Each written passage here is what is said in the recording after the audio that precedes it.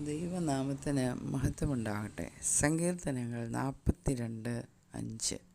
എൻ്റെ ആത്മാവെ, നീ വിഷാദിച്ച് ഉള്ളിൽ ഞരങ്ങുന്നതെന്ത്?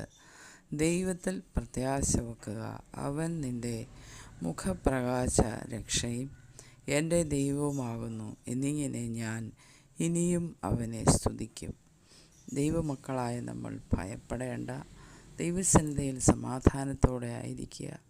പ്രാർത്ഥിക്കുന്നവൻ പരാജയപ്പെടാൻ ദൈവം സമ്മതിക്കുകയില്ല.